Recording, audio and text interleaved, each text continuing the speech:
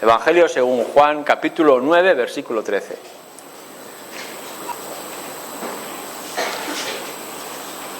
Llevaron ante los fariseos al que había sido ciego, y era el día de reposo, cuando Jesús había hecho el lodo y le había abierto los ojos. Volvieron pues a preguntarle también los fariseos cómo había recibido la vista. Él les dijo: me puso lodo sobre los ojos y me lavé y veo.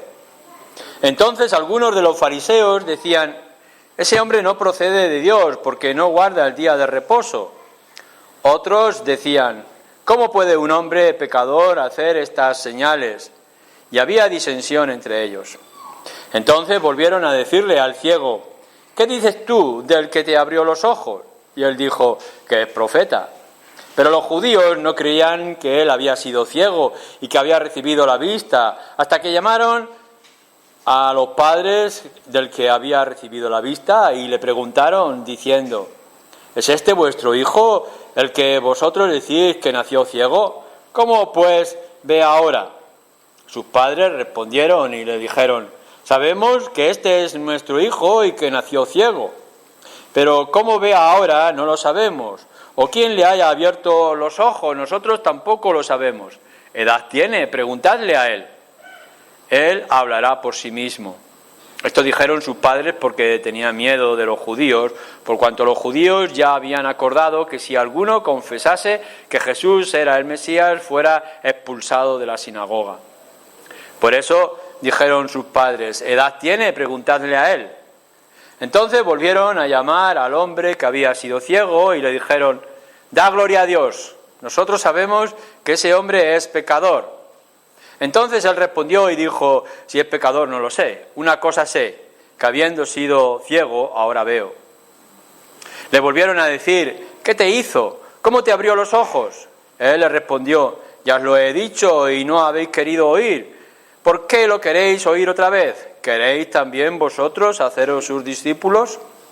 Y le injuriaron y dijeron: tú eres su discípulo, pero nosotros discípulos de Moisés somos. Nosotros sabemos que Dios ha hablado a Moisés, pero respecto a ese no sabemos de dónde sea. Respondió el hombre y le dijo: pues esto es lo maravilloso, que vosotros no sepáis de dónde sea, y a mí me abrió los ojos. Y sabemos que Dios no oye a los pecadores, pero si alguno es temeroso de Dios y hace su voluntad, a ese oye. Desde el principio no se ha oído decir que alguno abriese los ojos a uno que nació ciego. Si éste no viniera de Dios, nada podría hacer. Respondieron y le dijeron: ¿tú naciste del todo en pecado y nos enseñas a nosotros? Y le expulsaron. Oyó Jesús que le habían expulsado y hallándole le dijo: ¿crees tú en el Hijo de Dios? Respondió él y dijo: ¿quién es, Señor, para que crea en él? Le dijo Jesús: pues le has visto, y el que habla contigo, él es. Y él dijo: creo, Señor, y le adoró. Dijo Jesús: para juicio he venido yo a este mundo, para que los que no ven, vean, y los que ven sean cegados. Entonces algunos de los fariseos que estaban con él, al oír esto, le dijeron: ¿acaso nosotros somos también ciegos? Jesús les respondió: si fuerais ciegos no tendríais pecado, mas ahora, porque decís vemos, vuestro pecado permanece.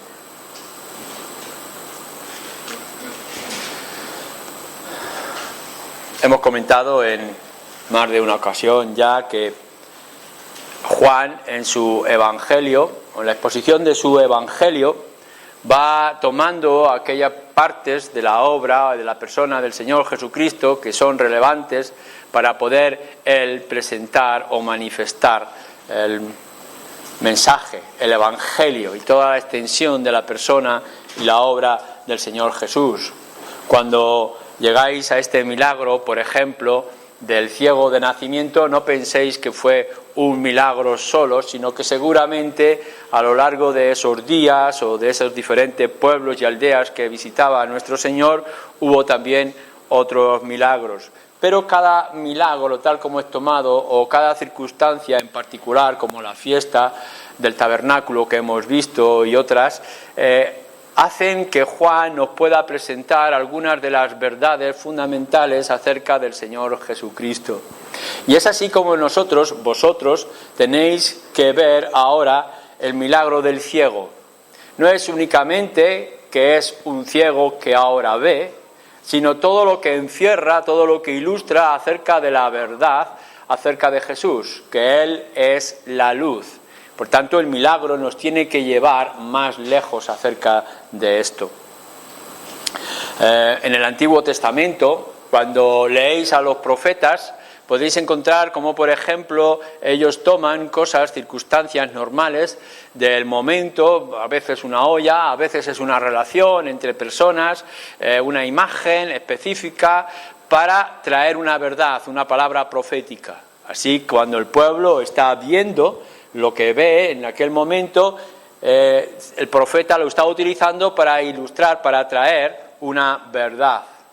Nuestro Señor Jesús mismo también lo hace cuando toma las parábolas y nos cuenta acerca de un sembrador, o nos cuenta acerca de un rey, o de un señor, o de una mujer que pierde una moneda en su casa.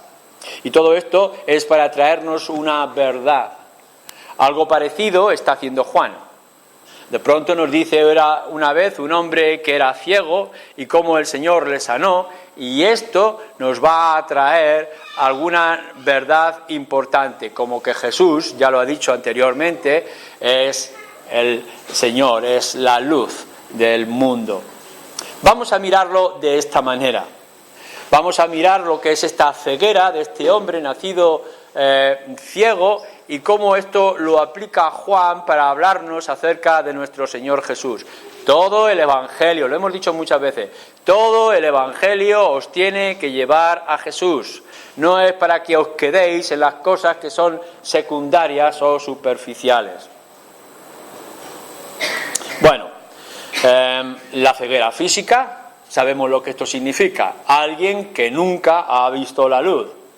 Y en esta historia se nos muestra que es un hombre mendigo, claro está, no tendría la protección y por tanto lo sacaban a la plaza o a algún lugar de la ciudad para que mendigara. Y el Señor se cruza con él. En ningún momento hay ninguna iniciativa del ciego a buscarle.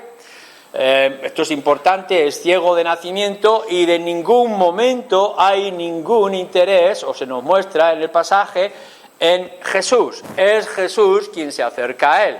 Por tanto, toda la iniciativa, tanto de la ceguera física del hombre, como después veremos la sanación espiritual de aquel hombre que había sido ciego, viene de parte de Jesús, aun cuando entre medias hay unas motivaciones de preguntas, de cuestiones teológicas, como ya veíamos el domingo pasado.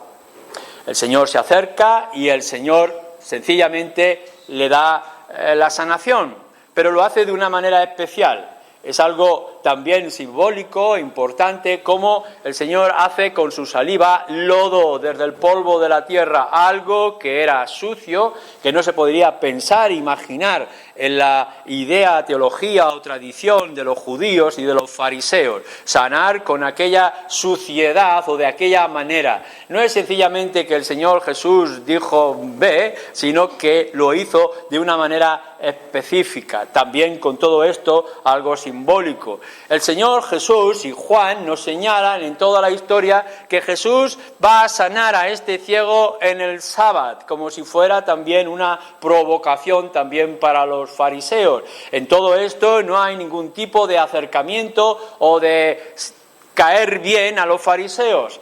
Todo lo contrario, parece que todo lo que está ocurriendo está levantando más el ardor o más el temor de aquellos judíos.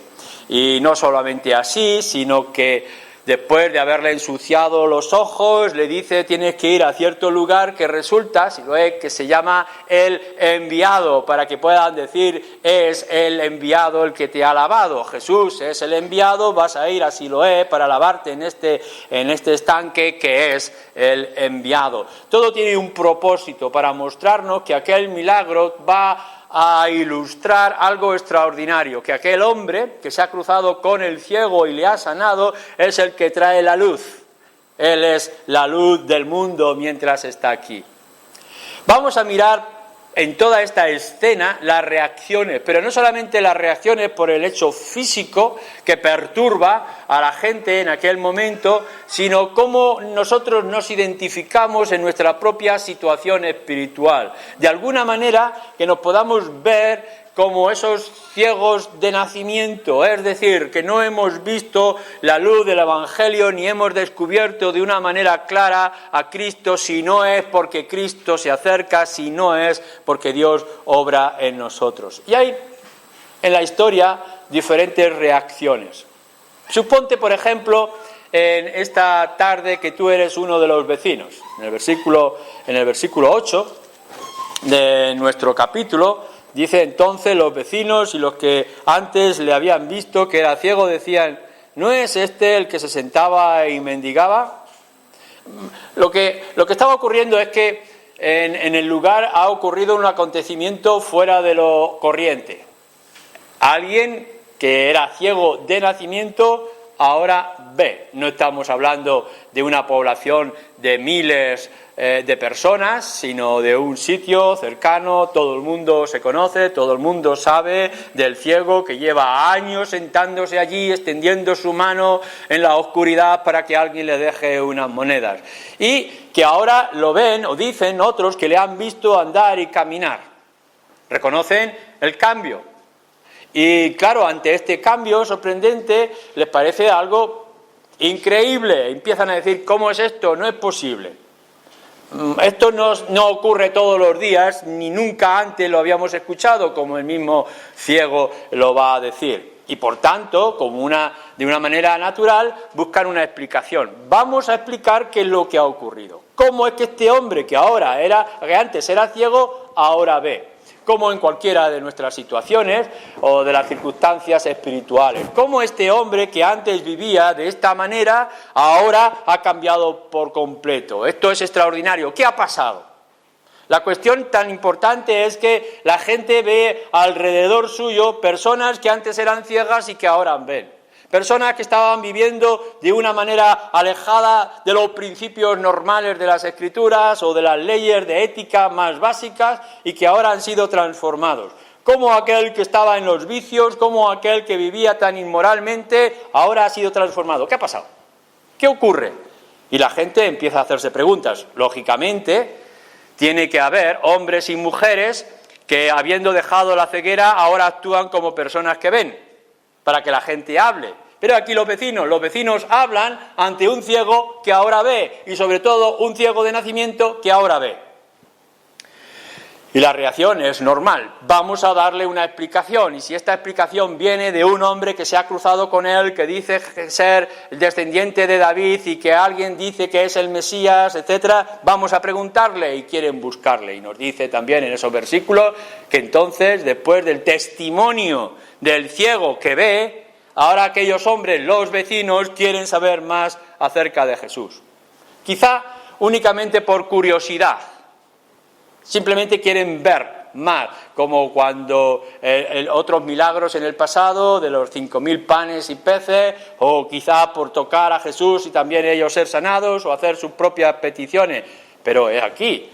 Hay algo que ha ocurrido que nos ha sorprendido y nos ha tocado. Vamos a buscar una respuesta. Y si esta respuesta es un nombre y este nombre es Jesús, vamos a buscar a Jesús. Quizá podamos encontrar algo más. Bueno, aquí yo creo que es importante que todos y cada uno de vosotros se hable a sí mismo. Por una parte, si es ese vecino que ve cosas. Si tú, joven, ves cosas en tus padres, si tú, persona, podéis ver que ha habido cambios en gente a vuestro alrededor, no os conforméis con seguir con vuestro camino o con vuestros intereses mundanos, acercaros. Si hay alguien que puede dar luz a los ciegos, no es lógico que le busquéis y que habléis y que tratéis con él. Y si hay algo más que todo esto.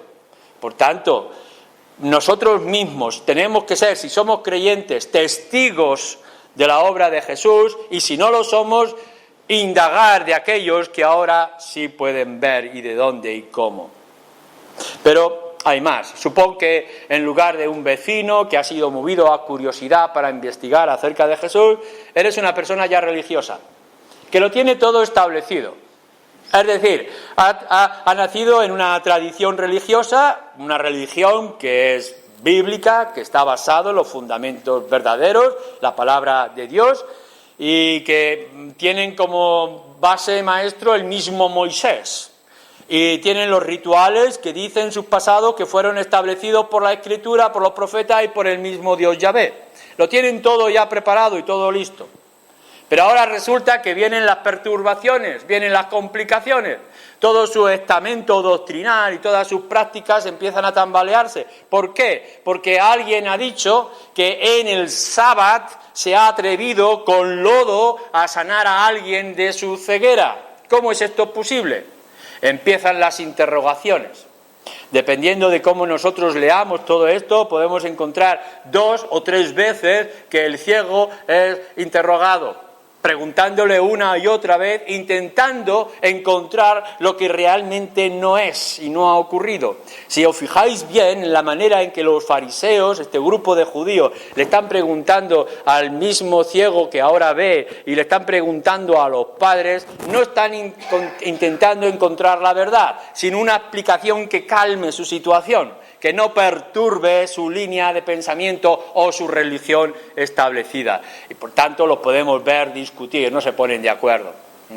No penséis que todos ellos tenían toda una uniformidad de pensamiento, siempre había tensiones. En el capítulo 7 los vemos discutir, y si pasáis más adelante en el Evangelio los vemos constantemente discutir. Porque el Señor Jesús, si algo hacía, es que con su manera de ser y su manera de obrar les confundía, tanto fariseos como saduceos, etcétera, o los escribas. Pero estaban discutiendo. Se están preguntando esto. Vamos a ver, si este hombre es pecador, ¿cómo es posible, pecador porque ha quebrantado el sábado, cómo es posible que haga estos milagros? ¿Cómo es posible que le dé vista a un ciego? Por tanto, nos quedamos, es un pecador y esto es una falsa. Por otra parte, otros decían, ¿cómo puede hacerlo esto? Si lo ha hecho, por tanto, tiene que venir del Señor, no lo podemos negar. Lo que tienen que descubrir en toda esta tensión es que el ciego en realidad no era ciego y que todos los que estaban a su alrededor están mintiendo y que todo es una falsedad. Piden opinión una otra vez, le piden al mismo hombre, ¿quién piensa que te ha sanado? Pues un profeta, porque si no, ¿cómo lo va a poder hacer? Nunca se ha oído que alguien que había sido ciego de nacimiento, que ha nacido ciego, ahora pueda ver y se pueda mover y actuar como si no hubiera pasado y ese sea yo. Por tanto, versículo 17, tiene que ser un profeta.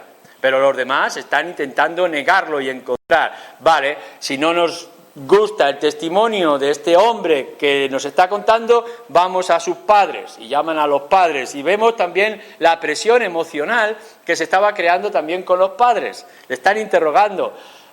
Vamos a ver, ¿es este tu hijo que vosotros decís que era ciego? Pues sí, no podemos negarlo, no podemos negar que este es nuestro hijo. ¿Y entonces qué? Pues no podemos negar que ahora ve. Nuestro hijo es este y antes era ciego y ahora ve. No podemos decir otra cosa. Que Jesús o el que le ha dado el milagro sea pecador o que venga o no venga o quebrante o no quebrante el sábado y cumpla o no cumpla las normas de los rabinos, pues no lo sabemos. Lo que sí sabemos es que este es nuestro hijo, antes era ciego y ahora ve. Aún así, en todo ello hay una presión emocional cuando le dice ir preguntarle a él y que él pueda declarar, porque ya había un decreto que estaba diciendo que todo aquel que considerara a Jesús como el enviado fuera expulsado de las sinagogas y por tanto perder la posición en la sinagoga es quedar en una situación muy frágil en aquella sociedad.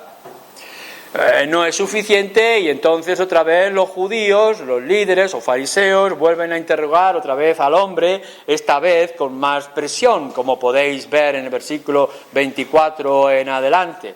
Más presión todavía para negar lo que es evidente. Y lo único que puede hacer aquel pobre hombre es ratificar lo que es evidente.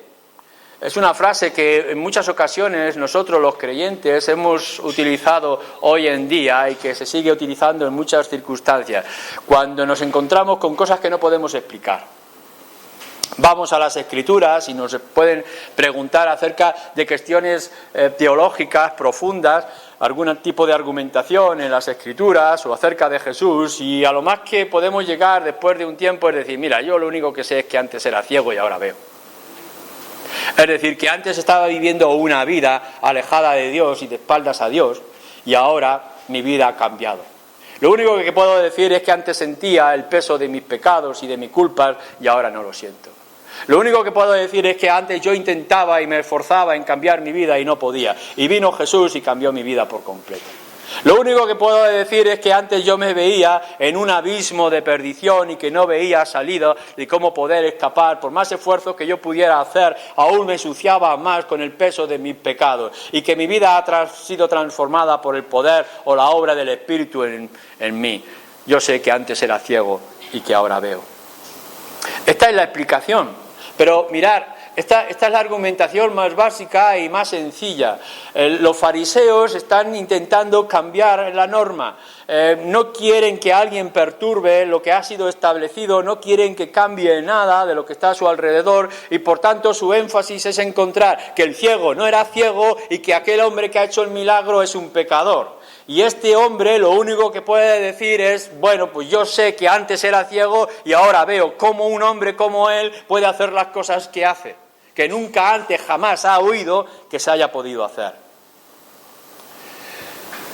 Es difícil, quizá incluso tenemos que decir que es imposible dejar de ser lo que uno es. La incredulidad tiene tal peso que no podemos cambiarlo simplemente por gusto o en base a los argumentos lógicos que podamos tener delante de nosotros.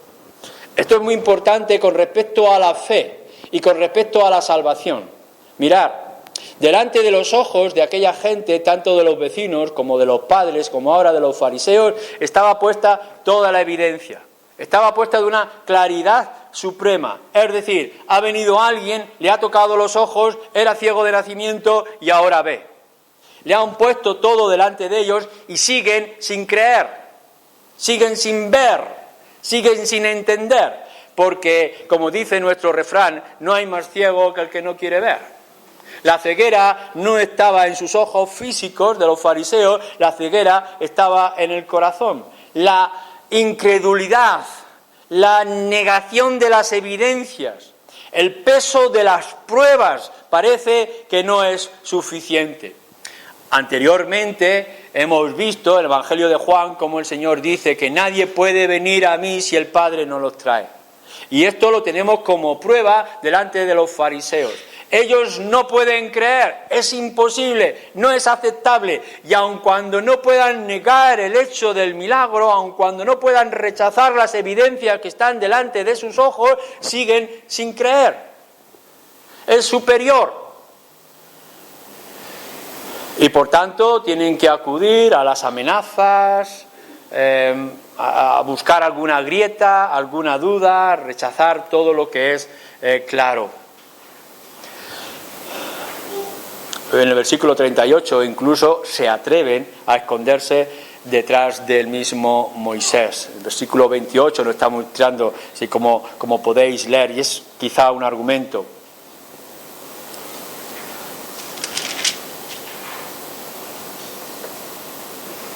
Nosotros sabemos que Dios ha hablado a Moisés, pero respecto a este no sabemos de dónde sea.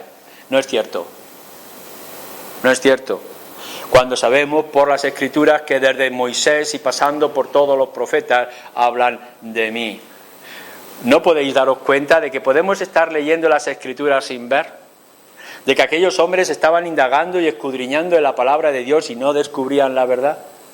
A ver si va a ser de vosotros que estáis delante y tenéis las evidencias, de hombres y mujeres que han sido cambiados y transformados, y que tenéis evidencias de las mismas Escrituras que hablan con claridad, y aún así seguís siendo ciegos. No es que os vayáis a dar coscorrones o tropezar con los muebles y las sillas porque sois ciegos literales, no, porque la ceguera está en vuestro corazón, porque hay una resistencia en vosotros mismos. Y aun cuando os pongan todas las evidencias y tengáis que llegar un momento y decir todo lo que dice es cierto, no lo puedo negar, este hombre era ciego, este hombre estaba perdido y ha sido encontrado, si no hay una obra del Espíritu en vosotros, no va a haber posibilidad de arrepentimiento y de fe. ¿Eres tú uno de estos? ¿Es la situación de los familiares que están a tu alrededor una de estas personas? Seguramente conoces a más de uno, mucha gente, que le muestras todas las pruebas y le das todas las señales y siguen sin ver, porque su ceguera está clavada, es de nacimiento. Lo único que nos queda, en todo caso, para nosotros es orar por ellos, para que la obra del Espíritu trate con su corazón. Pero supone, en tercer lugar, que en lugar de ser un vecino o en lugar de ser un fariseo, eres el ciego. Fijaros la grandeza, la hermosura, el poder del Evangelio que se nos presenta en esta historia. Lo primero que nosotros podemos saber es que yo no motivaba nada, yo no comenzaba nada, yo no hice nada, no veía. La conversión, la transformación no empieza porque el pecador vea, sino como nos dice la historia, Jesús lo vio. Y esta es una realidad que tenemos que plantearnos nosotros siempre. Mirad, la salvación del pecador no empieza por los primeros pasos que da el pecador. Nunca. Siempre empieza por los pasos que da el Salvador, o el poder del Espíritu, o la misericordia de Dios. Siempre es Él el que ve primero. Siempre es Él el que empieza e inicia. Él me ha dado a mí la vista. Y lo que viene con una fe sencilla, la fe de un niño o de la semilla de un grano de mostaza. Yo sé que antes estaba en aquel lugar, que me ponían allí para mendigar. Yo no sabía nada de lo que podía ocurrir. Si es verdad que por las palabras de este hombre podemos entender que conocía cosas, que entendía algo. Todos estaban obligados a ir a la sinagoga, todos estaban obligados de leer las Escrituras o que se les leyera las Escrituras y por tanto había una esperanza y había unos anuncios y había un temor acerca de Dios. No negamos que este hombre supiera, pero sencillamente no tenía ningún interés, no tenía ningún celo ni ningún deseo, no salió clamando por ningún lado. Ahora de pronto se ha encontrado cambiado. Os podéis imaginar, se acerca el Señor Jesús, lo coge y le dice, tú eres ciego, ven, coge un poco de lodo, le unta los ojos y le dice que te lleven a tal sitio y allí te lavas. Y dice, yo fui, me lavé y veo. Naamán, ¿recordáis la historia? No hay nada especial, no hay nada extraordinario, no hay música celestial, no hay sonidos raros, no hay nada. Simplemente me dijo, después de ensuciarme los ojos, que fuera a tal sitio y yo me lavé y veo. ¿Y ahora qué? Pues, ¿dónde está Él? ¿Dónde está el que me ha lavado? Yo quiero creer. Los mismos fariseos ya están diciéndole, tú eres un discípulo de ellos. Bueno, no sé quién es, quizás sea un profeta, pero quiero creer. Ya no me importa lo que digan, no me importa lo que pase, no importa lo que ocurra. Ante todas las argumentaciones y todos los rechazos, toda la persecución, toda la burla, todo el desprecio, incluso se ve como una cierta tensión entre los padres. Preguntarle a él que dé la explicación de lo que ha ocurrido, lo único que él quiere decir o puede decir es que yo lo único que sé es que ahora veo, que ahora se me han abierto los ojos y me han caído las escamas, ahora entiendo y quiero más. Por eso el Señor Jesús, en el versículo 38, podemos ver que se acerca a Él, en versículo 37, versículo 36, aquí estamos. He oído lo que te ha pasado, dice Jesús. ¿Qué quieres? ¿Dónde estás? Yo soy. Ahora creo. Y de pronto hay un cambio de transformación completo. Creo, Señor. Y le adoró. Y esa fe no es otra cosa que una plena y total confianza en la persona que ha hecho la obra extraordinaria en su vida.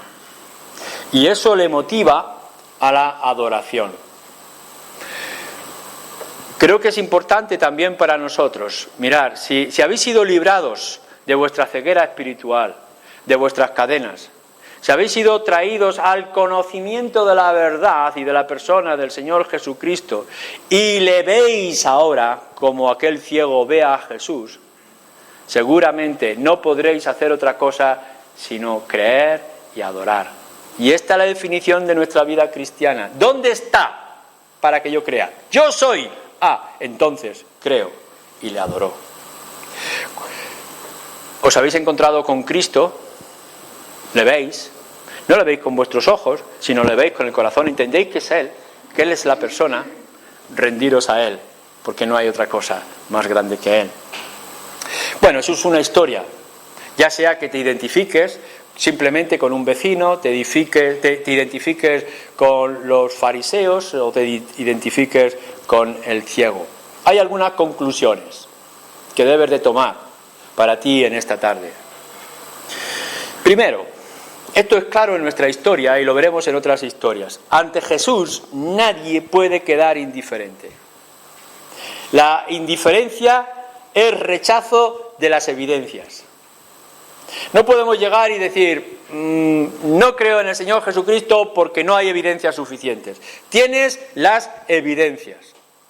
Y por tanto, tu indiferencia o tu rechazo es tu condena. Cuando alguien pueda mostrar indiferencia en Jesús, es el rechazo de las evidencias que se han puesto delante de sus ojos. El problema está en que no quieren verlas. No puedan decir después aquellos fariseos delante del gran juicio, no sabíamos, no entendíamos, a mí no me hizo ningún milagro, porque se les dirá, mira aquel hombre, era ciego y ahora ve, y no había nada en aquel hombre Jesús en contra de la ley de Moisés. No hay excusa. Y no sea que tú u otros os encontréis en una situación parecida. No podrás presentar como excusa que no hay evidencias de que Jesús sea el único Salvador, porque las ha dejado claras y patentes. Segundo, religiones y prejuicios establecidos condicionan o limitan nuestra fe. Algunos se quedan como a mitad de camino. Hemos ido acumulando cosas en nuestra vida y costumbres que nos cuesta mucho desatar, o romper, o separar.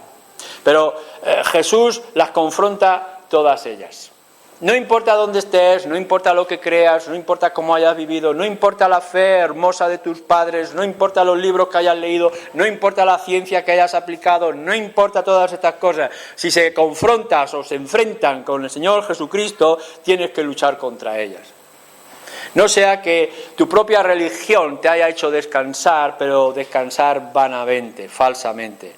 No sea que tus prejuicios sean una barrera que te impida acercarte o abrazar a Jesús. Tercero, no se pueden negar las evidencias, el cambio, el testimonio de las personas, pero hay que darlos. Hay que mostrar que el Señor ha obrado en nuestras vidas. ¿No veis que es demasiado ridículo que alguien que pueda ir con su bastón blanco y tocando las paredes y dándose golpes y que pueda decir, yo soy de los que ve? ¿No pensáis que es triste que haya mucha gente que diga, yo soy creyente, yo veo, pero esté caminando totalmente en contra de la dirección de nuestro Señor Jesucristo? ¿Cómo la gente va a creer en Cristo con estos ridículos cristianos que tanto nos rodean, con esta falsedad de luz? No podéis ir en este mundo andando con vuestros báculos o vuestros bastones de tradiciones, supersticiones, manías, vicios o cadenas en este mundo, con estas señales de vuestra ceguera espiritual, por mucho que levantéis la voz y que digáis, vemos. El mundo que nos rodea necesita hombres y mujeres que claramente digan, yo antes era ciego y mirarme, ahora veo. Esto es lo que necesitamos. No necesitamos gente que hable únicamente, sino gente que muestre que ha sido cambiada y transformada. Si estás viviendo la misma vida desde antes de convertirte, desde el nacimiento, a pesar de que digas de que Cristo ha venido y ha obrado, te estás engañando y estás engañando a los demás y estás siendo un tropiezo a otros. Nosotros necesitamos gente que arroje sus bastones, que deje su rincón de mendicidad, Necesitamos que se levanten en medio de la sociedad, de los fariseos o de los vecinos o de todo el mundo y que puedan decir, miradme a mí, lo que yo era, cómo yo vivía.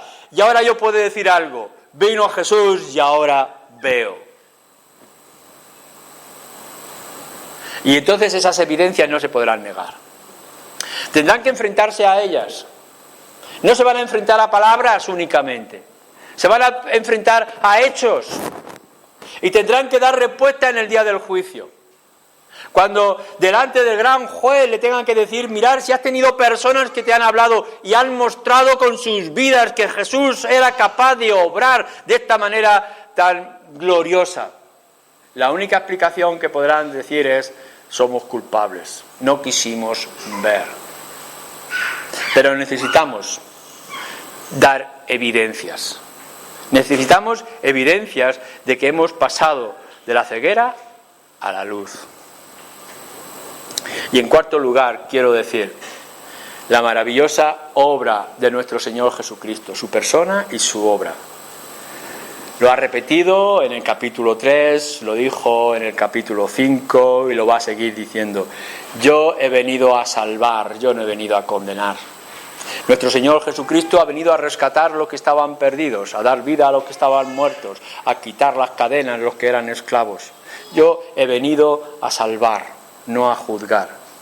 Y esto es de alivio, una y otra vez nos da la razón. El Señor Jesucristo vino a morir a la cruz por los pecadores de muchos que el Padre le había dado. Esta es la función principal de la venida del Señor Jesús. No ha venido a juzgar, pero su persona y su obra juzga. Que esto es lo que nos está diciendo aquí en estos versículos. El Señor Jesús no vino a decir, mira este otro, tú sí, tú no, tú estarás, tú no estarás. Creo que está suficientemente claro cuando vais al Evangelio y miráis en el capítulo 3. Tenemos el hecho milagroso, las palabras extraordinarias del versículo 16. Porque de tal manera amó Dios al mundo que ha dado a su Hijo unigénito para que todo aquel que en Él cree no se pierda, mas tenga vida eterna. Extraordinario versículo que repetimos y escribimos una y otra vez. Porque no envió Dios a su Hijo al mundo para condenar al mundo, sino para que el mundo sea salvo por Él. El que en Él cree no es condenado, pero el que no cree ya ha sido condenado, porque no ha creído en el nombre del unigénito Hijo de Dios. Lo que nos está diciendo es, el Señor Jesús no ha venido a señalar, simplemente ha venido a obrar. Ahora bien, si tú no lo tomas, ya eres condenado. La persona y la obra del Señor Jesús te van a juzgar. Serán tus jueces. De esta manera te está diciendo, mira, hay un remedio para la salvación, hay un remedio para la esperanza, hay un remedio para el perdón de tus pecados. Lo tienes y lo tienes a tu alcance. Este es el Señor Jesús. Aquí está. Si lo tomas, serás salvo. Ahora, si sigues en tus pecados, ya estás condenado. Y nuestro Señor Jesús lo está diciendo en este capítulo 9 ante aquellos que están preguntando y están indagando y se está presentando a sí mismo. Si fuereis, dice, ciegos, no tendríais pecado. Mas ahora, porque decís, vemos, vuestro pecado permanece. Él no tiene que levantar ningún juicio, simplemente la persona y la obra de Jesús. Sus hechos, los hechos de Jesús, le juzgarán. Mirar, la fuerza del Evangelio que nosotros presentamos hoy en día, en el 2016, de tantas generaciones, la grandeza de nuestro mensaje es que la salvación no será para los justos. La salvación no es para los buenos, no es para los que ven, no es para los que están sanos. La grandeza del Evangelio que nosotros anunciamos y que es tan sorprendente a los oídos de muchos es que los adúlteros y los ladrones, los pecadores serán salvos. Lo que está diciendo es que los mendigos serán enriquecidos. Lo que dice el Evangelio es que los ciegos podrán ver la luz, que los enfermos son los que serán sanados. Esto es lo que nos está diciendo aquí nuestro Señor Jesucristo. Lo importante ahora es que vosotros os deis cuenta de vuestra necesidad espiritual. vuestra ceguera desde el corazón, la terquedad y dureza de vuestro corazón. Si os resistís y pensáis y seguís diciendo que vosotros sois de los que veis, que no necesitáis salvación, seguiréis con vuestros pasos. Y un día os daréis cuenta que el horizonte sencillamente es un callejón sin salida, la desesperación y la condenación. Pero si en esta tarde tú u otros que estén a tu alrededor se dan cuenta de que son ciegos, de que ellos mismos no pueden seguir adelante, de que ya no hay fuerzas para levantarse, cuando quites todas las excusas, entonces te encontrarás con el médico del alma, te encontrarás con el sanador, te encontrarás con el salvador, te encontrarás con aquel que vino al mundo a traer la luz, y Él es la luz. Si tienes a Cristo, ves. Si tienes algo que te impide ver a Cristo, si tienes esas escamas duras y ópacas en tu corazón, elimínalas, porque no tienes otra salida. Tendremos muchos ejemplos, tendremos muchas actitudes en nuestra sociedad. No seas de aquellos que se han cruzado en el camino con el Señor Jesús y han rechazado las evidencias. Amén.